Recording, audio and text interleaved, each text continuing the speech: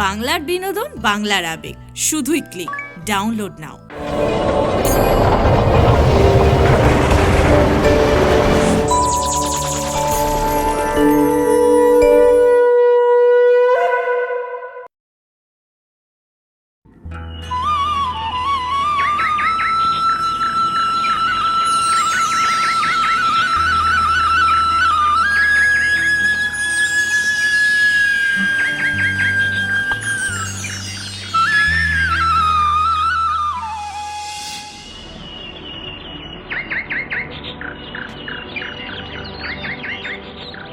একের পর এক দুর্ঘটনা ঘটতে থাকায় নন্দঘোষ কানাইয়ের সুরক্ষা নিয়ে বিচলিত হয়ে পড়েন। তাই গ্রামের সকলের সঙ্গে আলোচনা করে স্থির করেন যে তারা গোকুলধাম ছেড়ে গিরি গোবর্ধনের পাদদেশে বৃন্দাবনে গিয়ে নতুন করে বসতি স্থাপন করবে। সেই মতো দিনক্ষণ স্থির করে গোকুলবাসী বৃন্দাবনের উদ্দেশ্যে রওনা হয় এবং সেখানে গিয়ে বসতি স্থাপন করে। প্রথম কয়েক বছর বেশ নির্বিঘ্নেই সকলের কেটে যায়। কানাই এখন 10 বছরের বালক।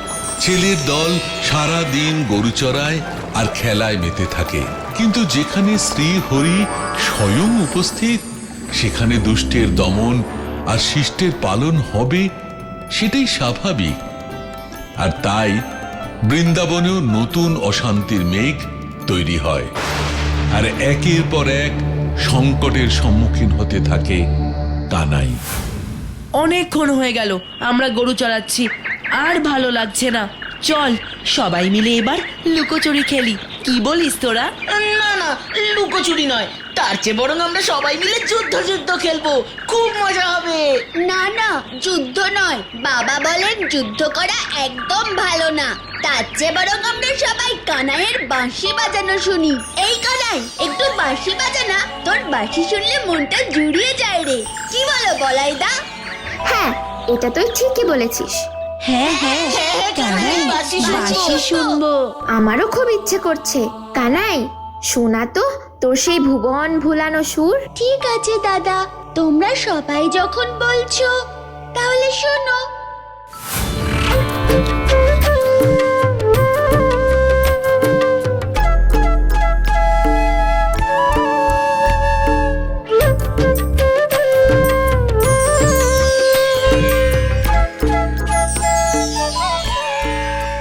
অবশেষে শান্তির রাজ্য বৃন্দাবনেও অশান্তির কালো ছায়া নেমে আসে। ছেলেরা তখনও জানে না যে তাদের আশেপাশেই অপেক্ষা করছে এক ভয়ঙ্কর ভবিষ্যৎ। কিন্তু স্বয়ং জগতের পালনকর্তা যিনি, তার অগোচরে তো কিছুই থাকে না। তাই তার প্রিয়জনদের তিনি সর্বদা সব রকমের বিপদ থেকে দূরে সরিয়ে রাখেন। কানাই তাই তার ভুবন ভোলানো বাঁশির শব্দে তার সহচরদের আগত বিপদের আশঙ্কা থেকে মুক্ত রেখেছিল। তাহলে এই সেই ছেলে যার বাঁশির আওয়াজে রোজ আমার ঘুম ভেঙে যায়। ছাড়বো না, কিছুতেই ছাড়বো না। আমি হলাম মহাশক্তিমান দানব বৎসাসুর, আর আমাকে কিনা ওই তুচ্ছ বাঁশি দিয়ে রোজ বিরক্ত করা। দেখাচ্ছি মজা, মূর্খ বালক। আজই তোর শেষ বাঁশি বাজানোর দিন।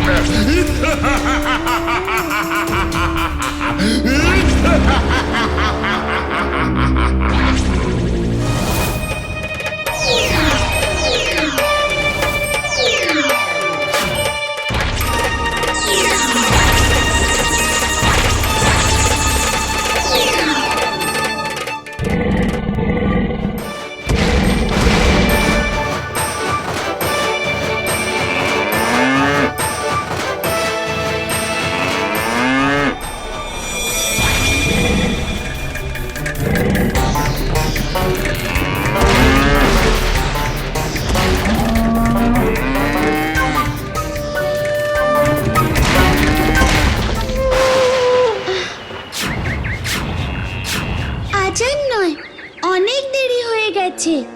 পশ্চিম আকাশের মেঘ কালো হয়ে এসেছে। মনে হয় খুব শীঘ্রই ঝড় আসবে। এবার আমাদের বাড়ি ফিরে যেতে হবে। হ্যাঁ, কানাই ঠিক বলেছে। সবাই নিজের নিজের গরু বাছুর নিয়ে বাড়ির দিকে রওনা হয়ে যাও। হ্যাঁ হ্যাঁ, চল চল হ্যাঁ, চল চল। তুই আসবি না কানাই? তোরা যা, এখানে একটা নতুন বাছুর এসেছে দেখছি। দেখি কার বাছুর।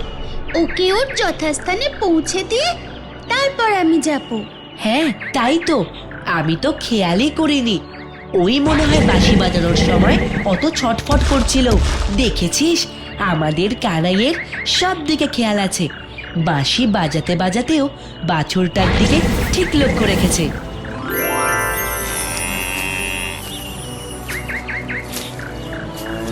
ভালোই হয়েছে, সবাই এখান থেকে চলে গেলে ওকে আর কেউ বাঁচানোর জন্য থাকবে না। তখন তখন নিশ্চিন্তে ওকে হত্যা করব। আমিও প্রস্তুত বৎসাসুর। সবাই চলে গেলে আমিও দেখছি তোমাকে। নে নে, তাড়াতাড়ি কর তোরা। আর কিছুক্ষণের মধ্যেই মহাপ্রলয় আসতে চলেছে। কানাই, তুই কখন আসবি? এই যে একখানা বাছুর দেখছো দাদা, সবাই চলে গেল। ওই বেচারা একা দাঁড়িয়ে আছে, কি জানি কার। ওকে ওর সঠিক স্থানে পৌঁছে দে, তারপর আমি আসছি। আমি কি এখানে তোর সঙ্গে দাঁড়াবো? না না দাদা, তুমি এদেরকে নিয়ে সাবধানে বাড়ির দিকে এগিয়ে যাও। আর খেয়াল রেখো, এই দিকে মহাপ্রলয় আসছে, কেউ যেন না আসে। কি এবার বলো, কোথায় যেতে চাও? পাতাল লোক না জমলোক? জমালোকে তুই যাবি দুষ্ট বালক। দেখ এবার আমি তোর কি অবস্থা করি।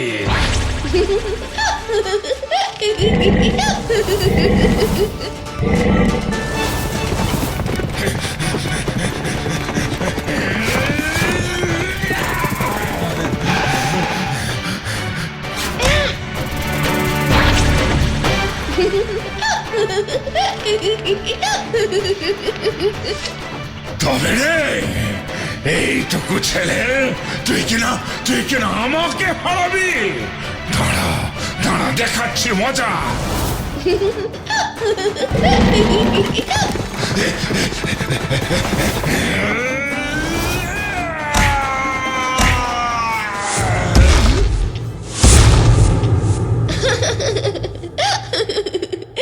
এই জন্য আমি সর্বদা বলি, অতিরিক্ত ক্রোধ ভালো না। নিজের ক্রোধের আগুনে নিজেকেই পুড়ে মরতে হয়। আমরা ক্ষমতার মোহে ভুলে যাই যে অহংকার কদাপি ভালো নয়। এই আমাদের সর্বনাশের মূল কারণ। তোমাকে বাঁচাতেই তো আমি এসেছি বৎসাসুর।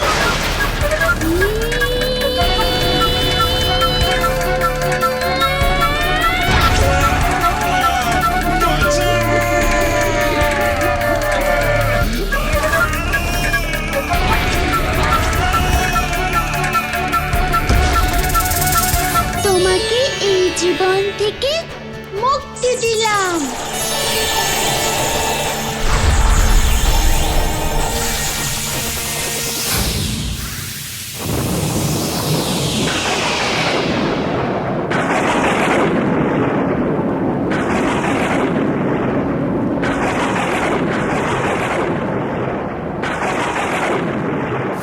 এই বৃষ্টি বাদলের দিনে আমার গোপাল কোথায় একা একা ঘুরে বেড়াচ্ছে? মন যে বড় অস্থির হচ্ছে গো। বলাই যে বলল পোকার বাছুর পৌঁছতে গেছে, তা এখনো কি তারা আসার সময় হলো না? দাঁড়াও, আমি একবার বাইরে বেরিয়ে দেখি। কোথায় ছিলে এতক্ষণ এই ঝড় জলের মধ্যে? বাইরে বের হলে আর ঘরে আসতে ইচ্ছে করে না, তাই না? একটা বাছুর কষ্ট পাচ্ছিল মা, তাই ওকে নিজের জায়গায় পৌঁছে দিয়ে এলাম। সবার সব কাজ করার দায়িত্ব কি একা তুই নিয়ে রেখেছিস? আর কেউ নেই? সবাই যদি এইভাবে ভাবতে থাকে তাহলে তো বিশ্ব সংসার অচল হয়ে যাবে মা। আমি থাকতে সেটা কখনো হবে না মা। তোকে নিয়ে আমার খুব চিন্তা হয় রে সোনা। সর্বক্ষণ ভয়ে ভয়ে থাকি, মনে সব অলক্ষণে চিন্তা আসতে থাকে, তাই তোকে চোখে হারাই রে। ঠিক আছে, ছেলেটা ভিজে গেছে, ওকে ঘরে নিয়ে যাও, খেতে দাও, এসব কথা পরে হবে খন। হ্যাঁ, আয় বাবা আয়।